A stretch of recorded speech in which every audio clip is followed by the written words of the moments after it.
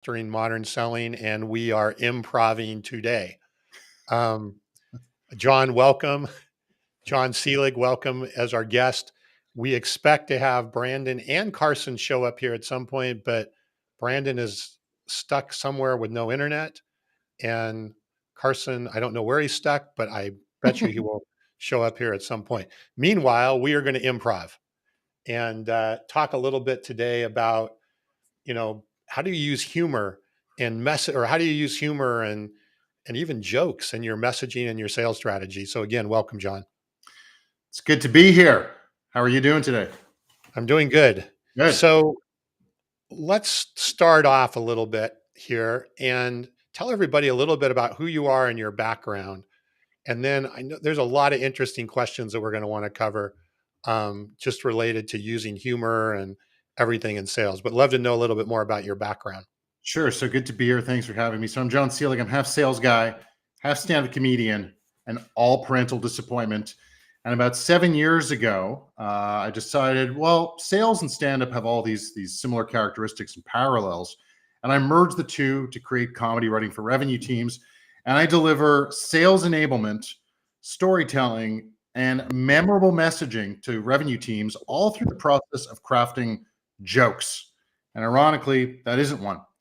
So I do a lot of team building trainings and workshops where go-to-market professionals work together to unpack points that they really want to highlight and shine a light on to their target persona. So typically we choose problems that a vendor can solve for their target persona. And we unpack, well, what can happen if they don't solve this problem? What's that cost of inaction? We get very specific. We get in the reads. We talk about how they affect different stakeholders and different emotions. And then we kind of go down this creative process once we've mapped out all that good knowledge. And I show people, how can you get creative and convert that knowledge into a short, quick bit of ice-breaking humor that makes you relevant, that makes you memorable, and that provokes a conversation with prospects. And I also sometimes just write jokes for my clients. So that's the other side of what I do. And you're going to give us some examples, right, of what you mean by jokes and how they're used and all of that. But before we do that, you obviously work with a lot of different companies of all sizes. We talk a lot about this on the show. What do you think is the problem today? Like, what is the challenge that sales and marketing organizations are running into related with messaging, and why should they even consider doing some of the things that you get involved with? I think they're their own worst enemies. They get in their way a lot. They're very scared to take any kind of risk, not just because I think sometimes they're scared that someone above them might not approve of it. I think they think their prospects are too serious. I think they like to play it safe and do what everyone else is doing. And we all know that fortune favors the bold. And when I say jokes, I don't mean like, calling up a prospect and saying, hey, a rabbi, a priest, and a minister walk into a bar and say offensive things to each other. I'm just talking about short, quick, ice-breaking humor that sometimes compares two different things or just paints a bit of a picture about what can go wrong if you don't solve a problem. And our party is rounding out. I told you the party's going to get bigger and better as we go along. I learned at an early age that you never want to be on time or early for the party. You got to stroll in so you can make an entrance. And I just so happened to have come off of a really great and impactful meeting with a customer executive that I set up through outreach via LinkedIn and Sales Navigator, and AI helped me write the message. So there's all the stuff we talk about on the show. So I have a good reason why I'm tardy. There you go. Well, you're practicing what we're preaching is what you're telling us, huh? That's exactly right. I'm mostly here for Jon. So okay. Excited about the show today. Well, we're just telling some jokes and doing some humor. So it's all good. Beautiful. Does Jon know any dad jokes? We've been known to tell a few of those on the show before. Yeah, I don't know. We asked Murray about that. Just my own father's, but I'm going to make sure, Carson, that we walk away from today going, we don't need AI to craft a good joke. There you go. That's true. Yes, that is very true. That's one thing that it'll never be able to do as well as humans. Definitely not. So Carson, to fill you in real quick, and Jon, if you two met, Carson and Jon? No, we've exchanged messages but never met.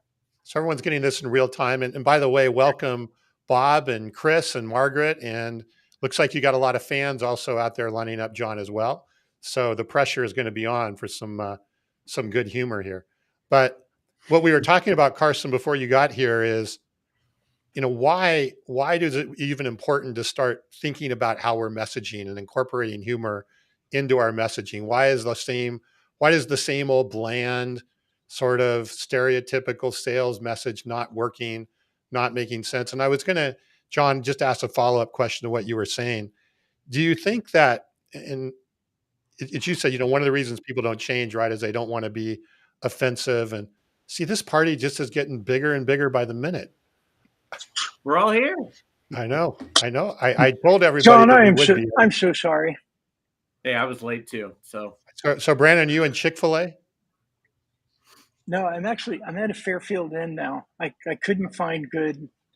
I mean, I'm like an hour outside of Atlanta, but I've got a meeting immediately after our show, and I thought, oh, no problem. But I couldn't stream from my phone. I couldn't find good Wi-Fi.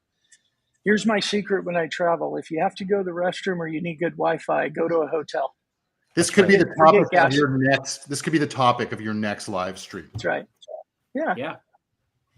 Yeah. Hey, so anyway, before Jon, just wanted to finish the question here, and then we can kind of get into some of the things. But do you think that the dry, sort of stereotypical, politically correct messaging that tends to exist in sales and marketing, do you think anybody hears it? Do you think the prospect hears it? Or is it just like blah, blah, blah, blah, blah? And is it really, impinging and making an impact? I don't think political correctness has anything to, quite frankly, do with it. I think everyone's just trying to sound the same.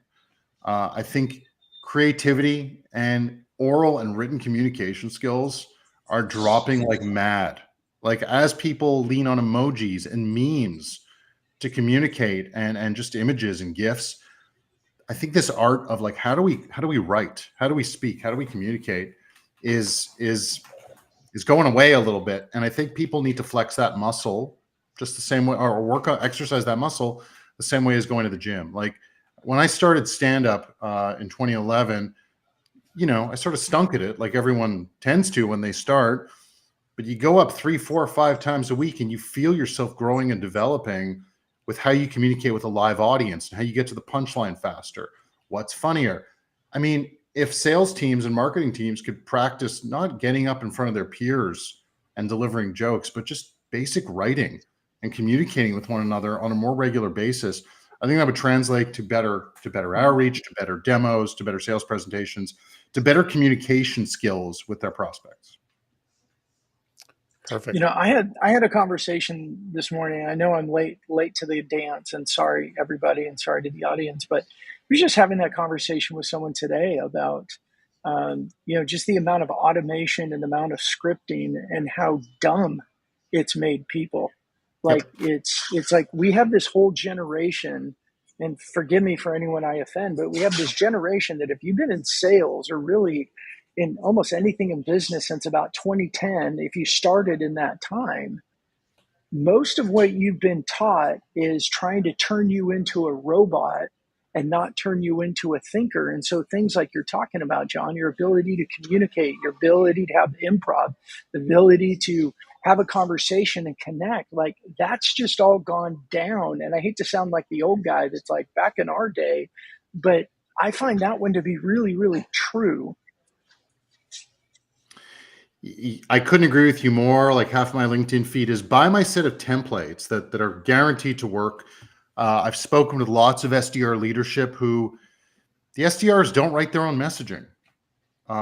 There's one person who's crafting sequences, and then, like, I'm not really sure what the SDR's job is if they don't think for themselves and they don't communicate for themselves and they don't learn for themselves. So, I know everyone's in a rush to scale, but if we're not training our people to think and to engage with our prospects and customers, are we setting ourselves up for success in the long term? I mean, I guess it depends how smart the leadership is. Well, and unfortunately, my opinion is, and I've been saying this for a while, and I wasn't very popular, but the VC game and the investment game, which was hurry up and scale, it came at a cost, and the cost was team members and their lack of experience. They're not prepared to go to the next job. They're not prepared to advance to the next thing, because what they've been doing as a job has been taking what somebody else wrote and saying it, or taking what someone else wrote and sending it. And all they were focused on is getting demos for people. And we've got this generation of people. Like, I know, is Bob on here? Aloha, Bob, if he's on. Yes, Bob yes, he Britton. is. He is. Yeah. He is. He always talks about, he's like, we have this generation of salespeople that don't know how to sell because they've never experienced selling. They experienced this little sliver, and that is it. They didn't experience the full cycle, so they didn't have the opportunity to learn. They didn't have the opportunity to make mistakes and things like you're saying, John. Like, I learn a lot by when I'm talking with people. I'm hearing things. I go, I wonder if I say it this way, if it would land a little bit better. And you test things and you try things, and it's experiential learning, and they just don't have that option. Yep, I agree with that. I couldn't agree with that more. I mean, sometimes the biggest barrier is, and John, I'd love to hear your thoughts on this. You have to have a sales culture that allows for the creativity as well. A lot of times this starts with leadership, empowering and enabling people to go out and try to communicate authentically and uniquely with potential clients in a way that stands out from the droves of automated messages that sound like drones. Furthermore, every activity has a probability around it, right? I mean, you could absolutely send some purely AI written mail to 1,000 people and get a few hits and pat yourself on the back. But the reality is, if you set yourself apart, you say something very unique, thought-provoking, provocative, the chances of getting that meeting go up and up and up.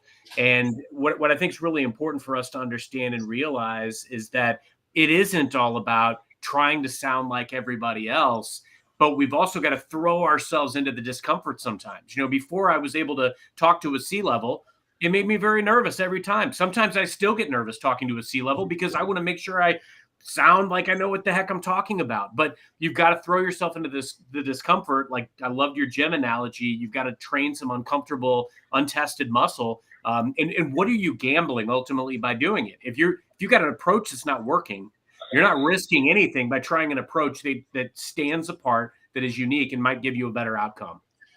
I actually want to go once. Like, everything you're saying is 10,017% true. But I think another challenge is not 18%, but 17%. I know. I decided to get really specific there.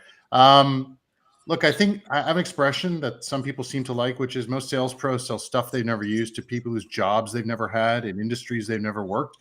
And as a result, they don't know how to really relate to their prospects, how to be credible, how to earn their trust. And before they even can get creative, that's the stuff that companies are dropping the ball on. Like, as I'll go up to someone manning a booth at a trade show, and it's usually a young, like I was at SaaStr a couple of years ago, the big software kind of conference for scaling companies, and I'd go up to some trade show booth, and the company has a name I've never heard of that I can barely pronounce, like Schmiza.io or something like that. And I'd go to like the dude in the booth, it could be a girl too, and I would ask them the following question: I've never heard of you. What problem do you solve, and who do you solve it for? And they'd immediately launch into, we're an AI-driven engagement platform and we 10x your scalability. Do you want to see a demo? And I'd be like, whoa, whoa, whoa, whoa, whoa. Like, I don't know what you said just there. You didn't answer my question, more importantly. I just want to know what business or technical problem do you solve, and who is the person who's going to raise their hand and say, I need that? And the guy looked at me like I was from Mars. And I'm like, why are you at the booth? Like, why are you offering me a demo? I could be your competitor. So I think there's like this basic ability to help to get sellers and even marketers to listen and to answer questions in a way that's meaningful for a prospect or a buyer or a competitor. But I think that's really non-existent to some degree. Some companies do an okay job of it, I guess. But to your point, Carson, like all that stuff about creativity and standing out, you can't even do that unless you've mastered the basics. Love that. So, John, I want to get into the specifics, and John's going to take us through almost like an example, like he would work on with a client or a customer, using humor and jokes. I wanted to hit a couple comments because there seems to be quite a bit of agreement here. on different things. Just say Lincoln, I think Lincoln's actually in the UK, differentiating the authentic interaction is the best way to combat information age overload. I think that's a right there. stated summary right Yeah. there. I also want to hit, Anthony also really liked your gym analogy. I think that's a really good point, right? We don't go trying to bench press 500 pounds day one. Brandon does, but, you know. Well, Brandon, yeah, but the rest of us. The average human. 5 pounds. It's all that Chick-fil-A. Right. I think what Margaret's saying is the same thing, factory-like production, right? Another way of saying it. And Bob, who is here, is saying, given an easy button like AI, people are going to hit it like lab monkeys hitting the magic button for a treat. And I think we see that a lot. I see it a lot on LinkedIn. We see a lot of those things that are there. And Luke also agrees. And that would make a great meme, what Bob just said, you know. The lab monkey saying that for the or treat. Untrained salesperson, AI button for a treat. Exactly. I bet AI you know what? For me. You know what I want to point out too. Luke and I had a chat last week or so, and Luke is he's starting his senior year of college next year, so he is in that generation. And I would say Luke has broken out of the mold of everything else. He's doing some great stuff. He's bringing his humanity and everything to LinkedIn. But I think even when someone like Luke is noticing that when he looks to his left and right around, that everything is so robotic, everything is so scripted, everything is just so, you know, brown and vanilla, and just go act like everybody else. It is a big concern. I mean, with John, you were saying when I first joined, I was having a conversation earlier with somebody, and we were talking about a very similar thing. And it's like, you know, we have so much tech, and we have so much automation, we have so much scripting, that companies are just forgetting the fact that people need to be trained repeatedly, right? They need a trainer, they need a manager who's going to be involved and help them in the learning process, not just, let me teach you how to use this technology that's going to do everything for you. It's teaching them how to learn, how to make mistakes and how to fix mistakes and how to keep going. And that is just not happening. And it's playing out especially in social right now, which is just becoming a shit show. Can I say that on our show? No, it's already done. It's all right. Okay.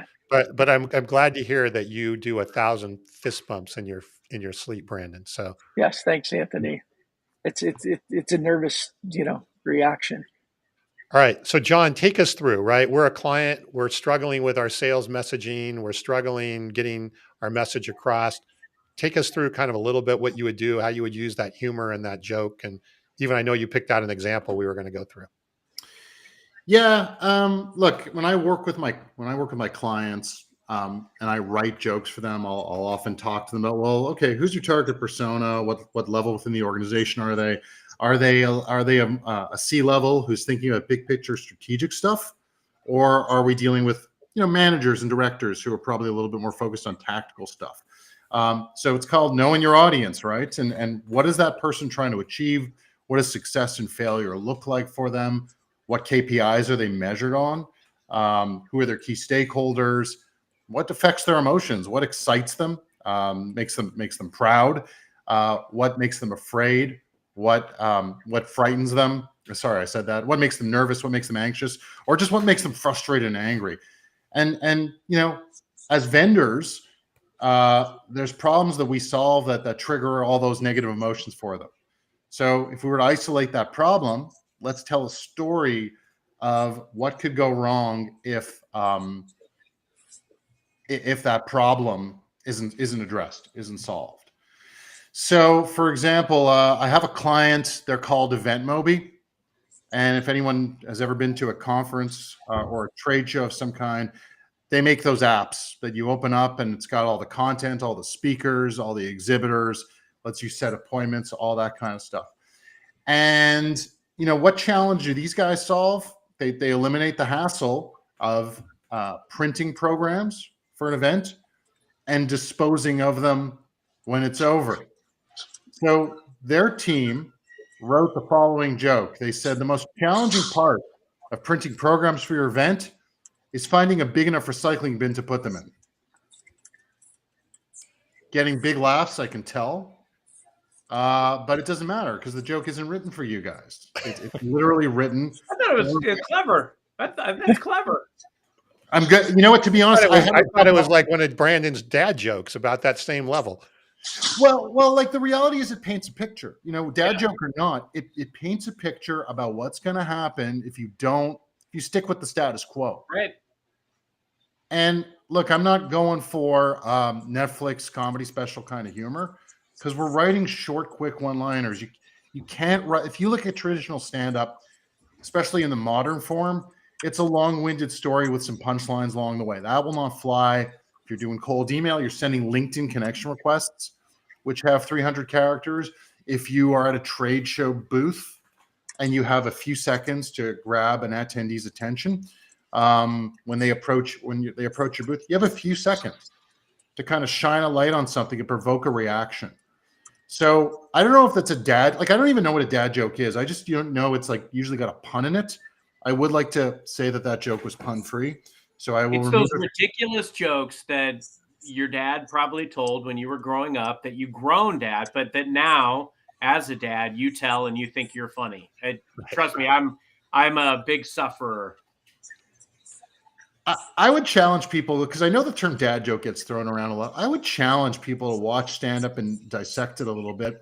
Within every comedian set, there's probably a few things that if you took away their tone and their body language and you saw it on paper, you might think it's a dad joke. I don't. That's the thing, though. I don't think I think dad jokes are puns and groaners. If anybody groaned on that, then maybe it's a dad joke. But by and large, especially the way these guys tell them. But what I love about your thought process, Jon, and your approach is you can almost like lean into the elephant in the room or the problem, right? Okay. Because you know that and a lot of times I think salespeople might shy away from some of these types of things because they perceive some risk. They don't know how that message is going to be received. How do you typically help salespeople get over that hump where, they can kind of step into that creative zone? I'd love to hear your thoughts because I don't have any qualms about it at this stage in my career, but coming out of college when I'm, taking this templatized training and I got to read off a script, the likelihood of me doing creative stuff is next to nothing. So I'm going to give you guys I want you guys to imagine a real life scenario. Like, look, I have a client that came to me and they said, we stink at exhibiting at trade shows. We don't know how to engage people. We don't know how to explain to them what we do. Can you help? And I wrote them 20 to 30 icebreakers, short, quick bits of humor that highlighted the challenges they solve. They were a small sales team, including the CRO. They were 6 people. And the CRO and one other veteran sales guy took 2 of the jokes and they used them over and over and over to spark conversation after conversation that led to $100K in net new revenue in just 2 months off of the conversations that started with those icebreakers. And they converted another $60K off of cold email. And so let's imagine we're at a trade show. Everyone at the trade show should have, if they're not the person who is affected by a problem we solve, odds are their bosses or maybe a colleague is. But they're going to be familiar with it. Are we in the middle of like a gang fight, guys? What's going on over there? Tom, what the heck's happening out there? No, it might be Brandon at the Holiday Inn there. It could be. I don't know.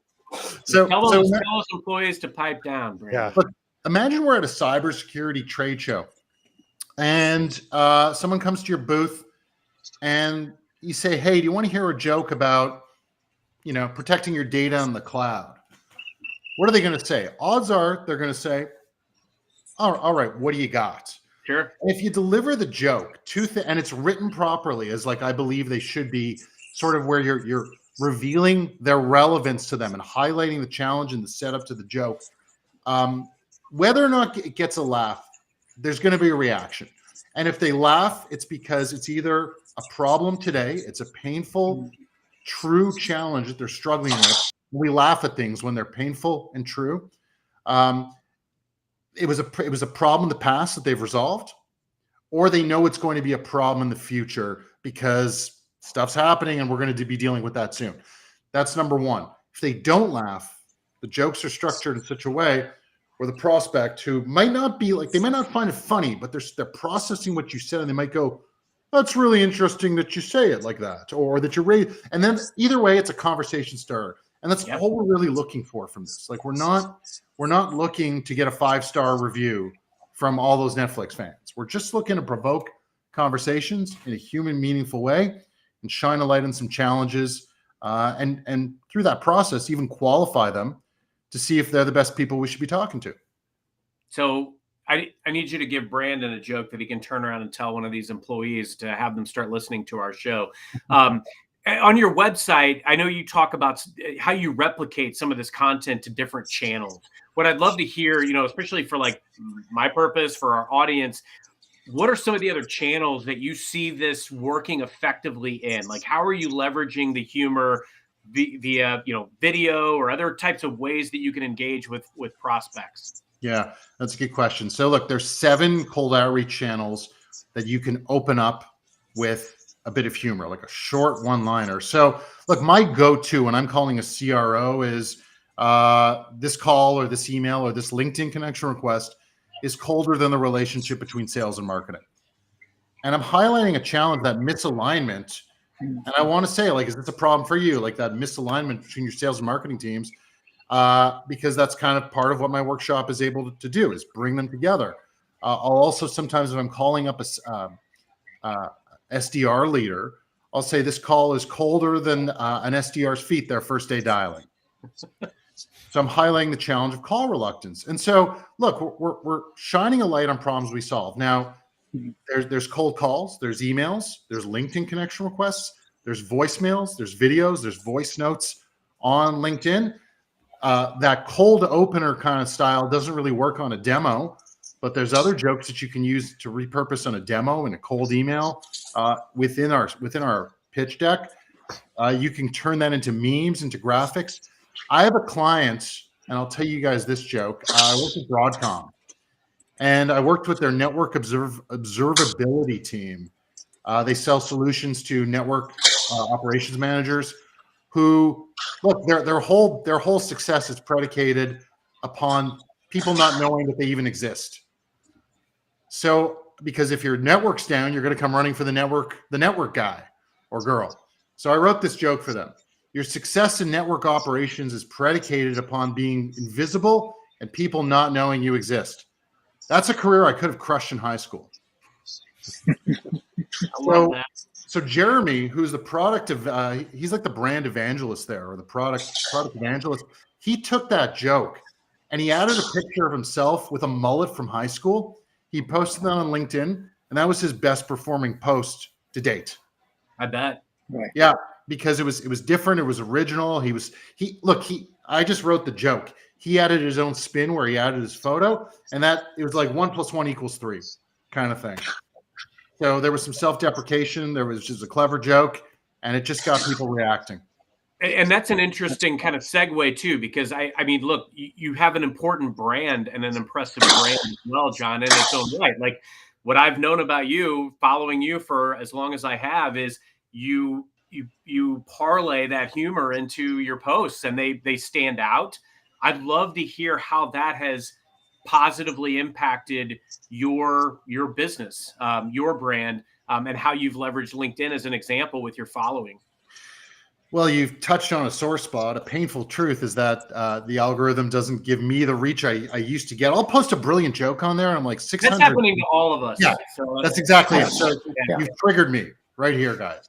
But all that to say is, look, if I hadn't been using humor to spark conversations, I wouldn't have a business. I wouldn't have a brand on LinkedIn. Like I used to create a lot of videos, but I also wanted my videos to be like joke, and like memorable moment after memorable moment. I was never great at like the whole short form content thing. I used to produce a lot of like interesting videos that people, when the algorithm was a little more giving, would notice me as a result.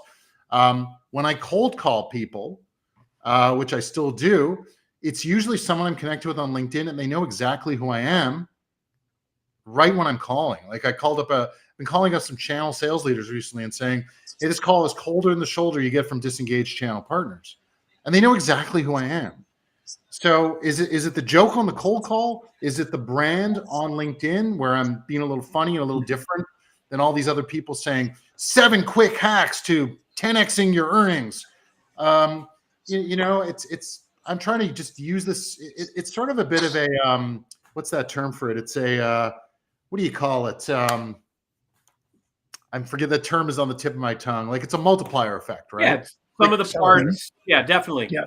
That's it. And it's not going to happen if you're just funny on LinkedIn. It's not going to happen if you're just funny on cold calls or just memorable. Let's get rid of the term funny for a minute. Memorable is the better word.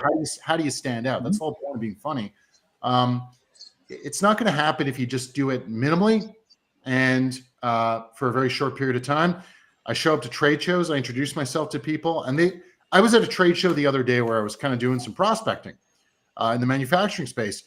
And there was someone I went to, and they're like, I met you at a trade show 2 years ago and use that exact same humor on me to start your spiel. I remember exactly who you are.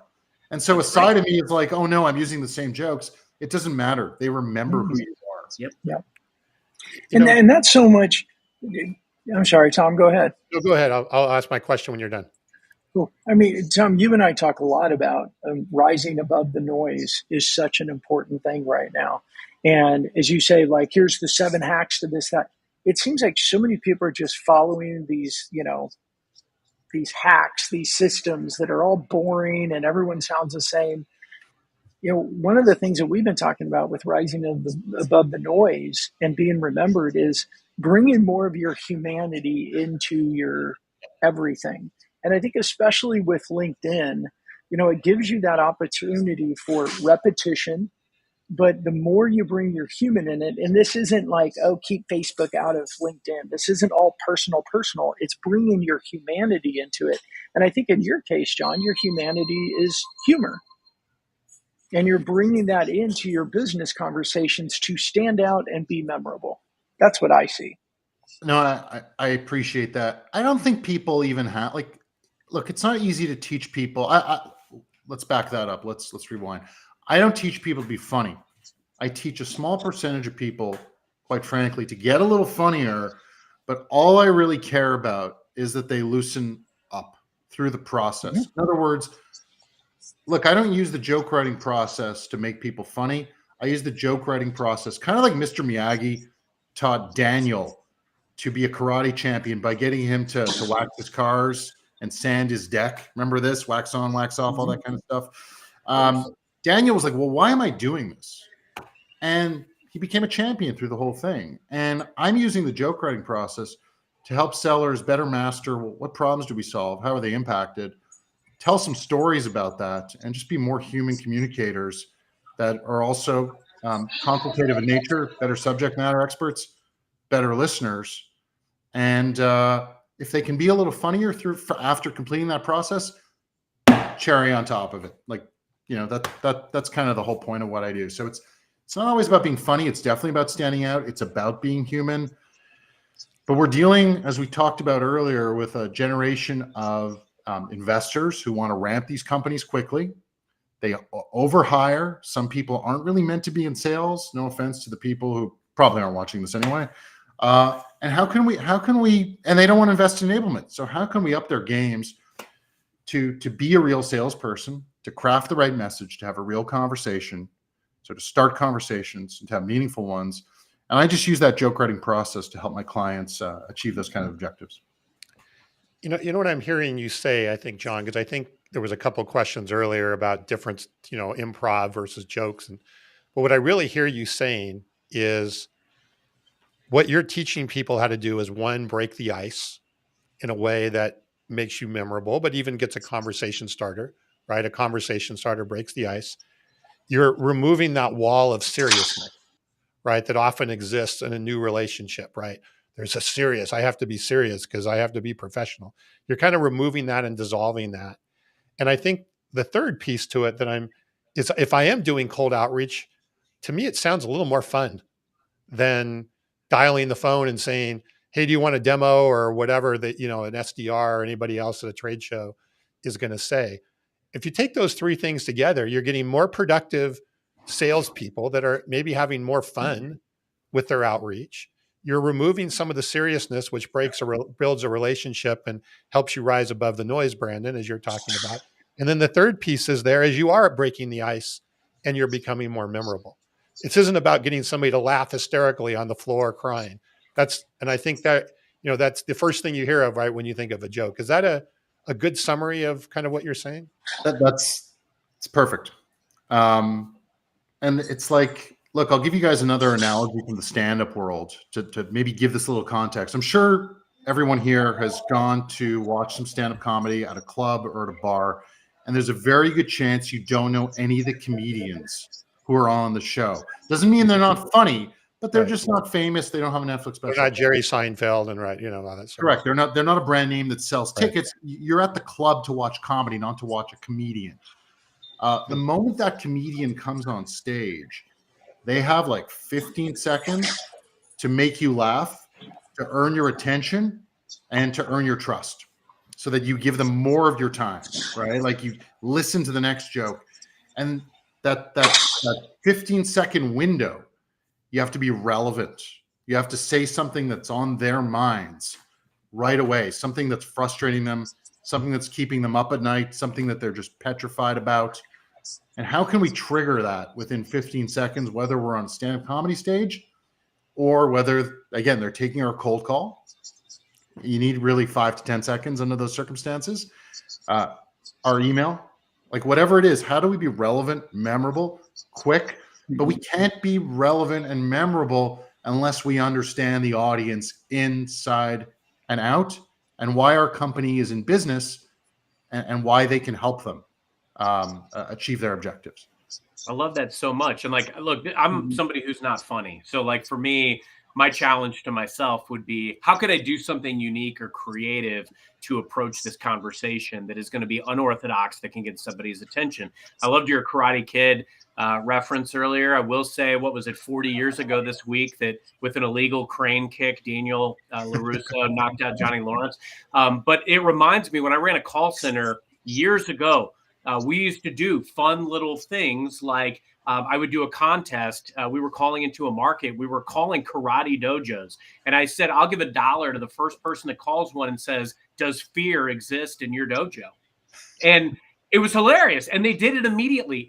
It was an activity that a lot of people don't enjoy, cold calling, but it gave this fun element of it. So it's like, in talking to sales leaders, Jon, I'd love to get your, any pushback that you ever get from like sales cultures that are super rigid and aren't quite ready for this. Like, I envision there's a lot of people that are so like not able to step outside of that rigid box. But if you make that environment fun for your sellers, for your customers, it creates that personal element right out of the gate. I'm really picky and choosy too on TV shows.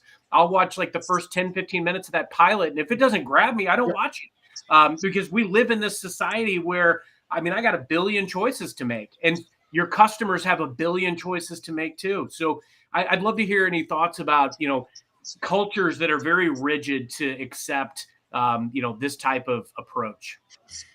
Look, I'm kind of touting something that a lot of people say to me, you write like the kinds of humor you write or you encourage, like we've never heard of this. Like, let's say it's a manufacturing process, some aspect of the manufacturing process. Like you could write a joke that shines a light on that manufacturing process and what sucks about it. People don't think to do that. Yeah. They think humor is meant to be offensive, number one. They think it's meant to be frivolous, number two, like just some frivolous joke that gets attention. They don't realize that you could write a hyper-relevant bit of humor that's clean, that's tasteful, and that shines a light on a problem or an impact of not solving it. So they don't always understand what's possible, number one. Number two, to answer your question, Carson, the people that push back the most just on the idea of using humor, not even forget the idea of using comedy writing to better enable sellers and make them better communicators. But the people who push back the most are usually self-involved sales leaders who are so serious themselves that they're ineffective leaders because they don't connect with their customers. They don't connect with their team. They're projecting. They're like, I've spoken to the odd cybersecurity sales leader, like, we can't be using humor. Our customers are serious. I'm like, no, they're not. take their job seriously. They're But people. They're humans. they're humans. They watch TV at night. Maybe you're only thinking about how you're going to miss your number all the time and terrified for your reputation. But I promise you that the vast majority of your prospects are competent, take their jobs as seriously as they can, and are okay with the right kind of humor being injected into their prospect communications. And in fact, they're going to say, this job has gotten stale because all these vendors sound the same. This one made me laugh, and they said something that's relevant to me. I want to talk to them. So I kind of think those sales leaders who push back and feel that humor has no role in their world, I think they're just too inward looking, and maybe they're successful. I don't know. If it's working, you know, I think, one of the terms that we've used in the past is that there's people that hide behind their title. Like, they don't let their humanity come out. They don't let their humanity show. In my opinion, is those are the people that they're insecure generally, because if they let their humanity out, they would feel judged, or people wouldn't like them, or they wouldn't like, and they have a clear, differentiation between here's who I am in business, here's who I am in my personal life. The two shall not ever get near each other. And it's just not the way I ever want to do business. Like, for me, business and my personality and everything's always kind of gone together. And who I am on LinkedIn, I love it when people tell me, hey, you're exactly like I see on LinkedIn. I'm like, well, thank you. That's the goal, is to bring it. Shy of, I think, like Margaret said on here, those rigid cultures just aren't your prospect pool. Are there any ways that you can approach those types of managers or those types of companies and make any headway? Or is it just pretty much like, if they're that rigid, it's just not something that they're going to consider comedy or another route of doing things? Look, we know this term, which is probably the most 2024 inhuman term I've ever heard, but this concept of multi-threading, where you hit up multiple stakeholders in an account. If I hit up 5 stakeholders in an account and one tells me that, oh, there's no room for humor, there's going to be 4 who I really like this. And most people are, like you said, they're authentic. They don't take themselves that seriously, regardless of how seriously they take their jobs. And it's a matter of finding those people. And then the question is, do you want to wage the battle where the decision maker is really hung up on the way they do things? To me, if a CRO tells me there's no room for humor, this is serious, I'm just like, oh, all right, there's a million other companies out there. I'll go find one where the CRO gets it a little bit more. And do they all sound like the guy from Taxi when they said that? Which character? I can't remember his name now. Christopher Lloyd. Jim? Yeah, Christopher Lloyd's character, but I forgot his name on Taxi. Jim. Reverend Jim. Jim. Are there any industries or jokes that you won't touch, John? I have to ask. Yeah, I'll give you some rules. Like, look, pharmaceuticals, the use case of pharmaceutical sales, there is a natural fit between what I do and the way they sell. They have to visit doctors all the time. They bring them donuts. They all bring them donuts or bring them coffee. They have seconds of their time. And in theory, the right bit of humor can make them really memorable. Look, like I said, you can write a joke to impress any point upon any audience, but we don't want to obviously mock, human tragedy. We don't want to make fun of conditions, illnesses, suffering of any kind. We don't want to punch down on marginalized groups. So when it comes to industries, I don't really think there's too many industries that can't benefit from this. I think it's how we use humor to illuminate a challenge. Like, you don't have to highlight suffering or illness when you're trying to get a doctor's attention. You don't have to do that. It's how do you look? The right joke is connecting tissue between buyer and seller, and you just have to figure out how can we check enough boxes to make that work and to not violate any of the rules. So I don't really know of any industries where it won't work, because again, we're all people. We all appreciate a laugh. Most people, as important as their careers are, they're not defined by it. Most people like a moment of levity in the day. it's just sort of within the topics that we're writing jokes about. What do we want to avoid? And I think that's what we need to tread lightly on. Well said. So Bob has a joke here. He says, when someone asks how I am, he says, spectacular. Of course, all that means is I'm making a spectacle of myself. Well done, Bob. I thought that was good. And I wanted to build on what Anthony was saying here. And I wanted to get your take on something, Jon. Anthony's saying, it's really important, and you've touched on this, right, to really make sure you know who your ideal customer profile is. Who is the person you're trying to communicate that joke to along the way? There's so many different, you can't be everything for everybody. Would it be an acceptable thing, right? If I'm again in my business and my sales organization, I spend a few minutes, identify my ideal customer profile, which we should know, and basically the predominant problem that we're trying to solve for them, which we should know. I could go to Chat GPT, Carson, just like you used to do with asking for a dad joke, and put in that information and said, hey, my target customer is this. This is their problem. Can you create a simple joke for me or something that would be an icebreaker along the line? Now, it may not be perfect and you may not like it, but to me, it starts the process of you thinking that way. I mean, Jon, is that something you would recommend somebody to do just to kind of get started, from what we've gone over today? So because you brought that up, I feel that this entire live stream has been an elaborate setup to the punchline of putting me out of business. But the good news is that that's what we do here. That's what we do here. That's what we do with our guest. You didn't get that warning before we started? I did, but I was told you brave enough to come on. Yeah. So to answer your question, though, look, I've played around with AI for jokes. I'm really not impressed by it. And I think that our own sensibility and sense of humor will never come through an AI joke. They're kind of lame, to be quite honest. Like they're not even dad jokes. Like I'd rather hear a dad joke, to be quite honest. And it's trying to mimic the dad joke formula, because jokes are formulas, people. Let's not kid ourselves. But I really think that, again, the real value of writing a joke for salespeople isn't to be hilarious or even to get that conversation going within 5-10 seconds. It's sort of like I have a graphic which I'm happy to share with people if they drop me a line.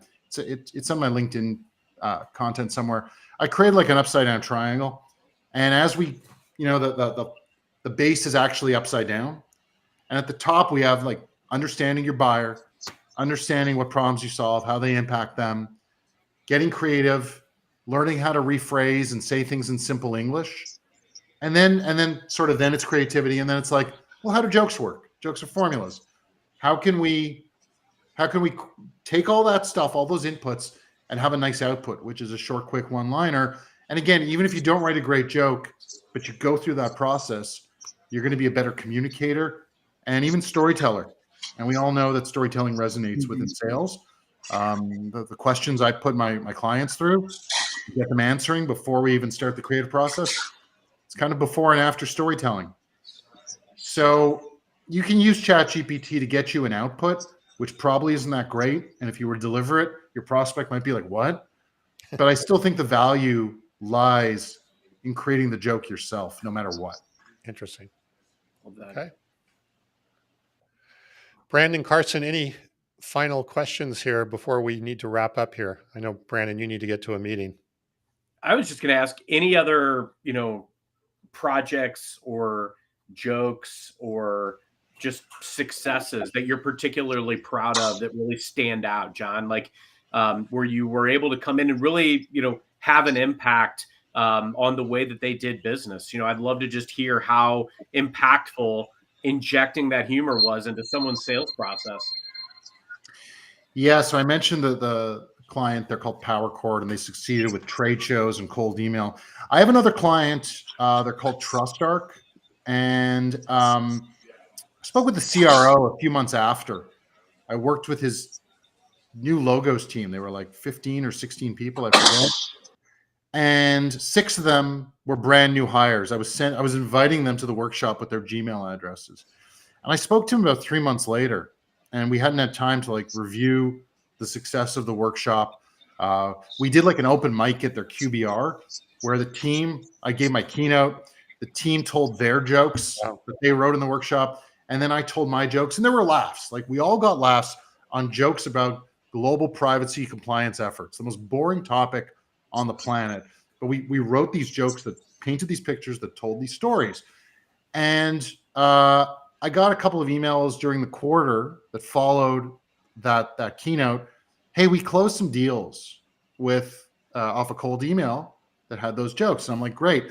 And so I met with the CRO who hired me a few months later, like 3 months after we did the workshop. And I said, so what'd you think of all this? And he leans in, and he's kind of like is a bit of a gruff guy. And he goes like, look, I don't want to tell you how to run your business, but, and I thought he was going to like tear me apart, but he's like, the real value of what you do. And I know I've articulated this during this live stream. The real value of what you do wasn't that we closed some revenue off a cold email. He's like, you got my new reps being able to express what problems we solve for who in simple English before they even started on the job. They ramped quickly, and the team hit numbers in the quarter. 2 of the 6 reps exceeded quota, and the other 4 were close. And he's like, I've never seen that before. Amazing. So the process was really impactful for ramping, for onboarding, and for even everboarding his existing reps. And so what I like about that is medicine. So laughter is truly the best medicine for a struggling sales team. That's right. I mean, usually medicine's the best medicine, but I guess in sales that there's no actual illness. So maybe you're right. Maybe you're onto something. But again, I keep saying it, but it's not even about the laughter. It's about comedians like, and I'll use this another real life stand-up comedy experience. When I get on, like my favorite thing to do when I was doing comedy on a regular basis was I'd like to watch the opening 10 minutes of a show, because I'd sort of look, improvisers are making up as they go along. They're never going to repeat it again. Stand-ups are honing, and we're crafting, honing, iterating, refining bits and messaging to get reactions night after night, to flick on switch after switch. And I might write a joke about, I don't know, online dating apps or social media or GIFs or using pop culture references from that 25-year-olds would get. And I'm much older than that. But if I go into the room and I notice that it's all people kind of like mid-40s and older, maybe those jokes aren't going to fly. And so my favorite thing to do is to understand my audience going in and being able to recognize, is this going to be received? And guys, I realize I've gone off on a tangent and don't fully remember the exact question that I was asked. So I apologize. So I rambled a little bit there. So I apologize for that. That's okay. That was good. I think, you were telling the story about your CRO saying that the biggest benefit was that you got them to think. And I just see that as we talked earlier, and I've had more and more conversations around this, is that we're not helping people think. We're giving them scripts and telling them to go and smack them on the back and say, go be successful. Anything we can do to get them to understand who they're talking to better, to slow down enough to try and, however you want to say it, put yourself in their shoes, understand their world a little bit better, and just have more of a conversation. I think it's just so refreshing for people on the other side to just have a chat. I mean, I had a conversation. This was a couple months ago. I got somebody on, and we're on a Teams call, and I asked about something in their background, and they lit up and they started telling me all this background and information and about their history with their son and daughter around this thing and da-da-da. And I just kept asking them questions. I was totally intrigued. And we're like 22 minutes into a 30-minute meeting, and we never talked about anything other than that. And they're like, oh my gosh, I am so sorry. You were going to do it. I'm like, don't even worry about it. Like, this was an awesome conversation. And of course, we rebooked for later. It was a much better conversation. If I had been focused on, I got to get my demo done, I would have lost all opportunity to connect with that person, to enjoy the process, let them enjoy the process. That person ended up not buying from me, but I've gotten 2 referrals from them. Yep. Just because I let the humanity win and just let follow the humanity conversation where it was going. Was that the large pencil? No, Seth is a client already. Yeah, Okay. But no, that wasn't it. Yeah. I do we read have your Brandon. So yeah, we have a new comedy team forming here. Johnson and Carlson looks like they're going to get See that? together and be a comedy team here. So I love it. we'll look out for that. We'll look out for that. That's John, you've good. definitely been inspiring. That's the first time that's happened on our show where we had comedy teams being created there. So, John, if someone wants to learn more about what you do, your business, where can they find you? Obviously, LinkedIn is the best spot to find me. But also jonselig.com, JONSELIG.com is my website. And I would say those are the two best spots to get a hold of me. Okay. And come with a joke. Depends. A good At one. least try. People reach out to you with jokes, and does that happen often? The odd time. And there's been a couple that have definitely made me laugh. There's been a couple that made me go, you don't understand how this works. But they're good prospects for you. They're self-qualifying for you. That's perfect. They're usually sales reps with no budget. So, it's debatable. See, and that's why I always use dad jokes. I could use someone else's humor to add humor into a conversation without having to trust that I could create something funny. I got to add something though.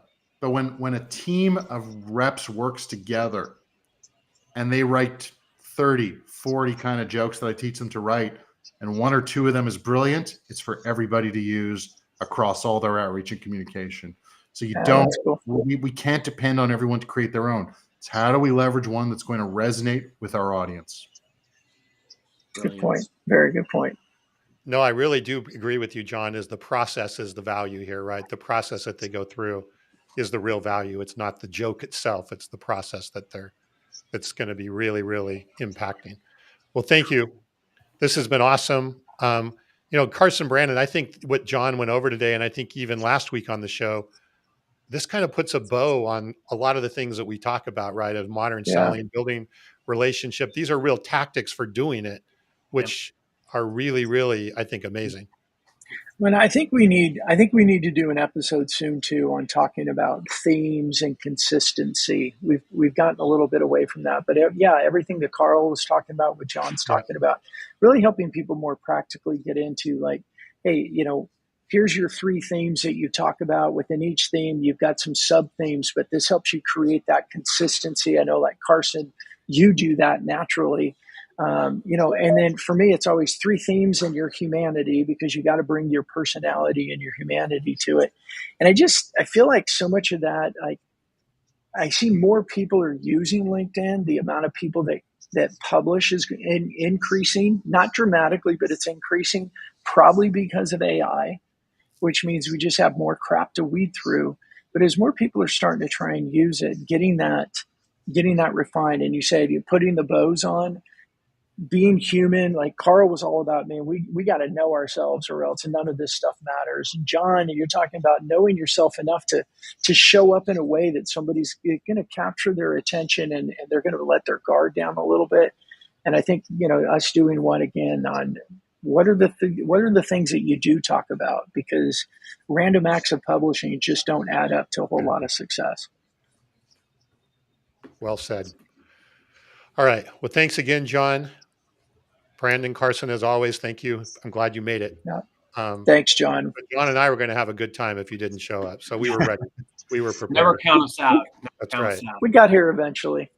All right. And Margaret and Anthony and Becky and Luke and Bob, of course. Aloha to Bob, everyone else in there. Thank you so much. That was a really, really active day today in the comments. And some great ones. That was awesome.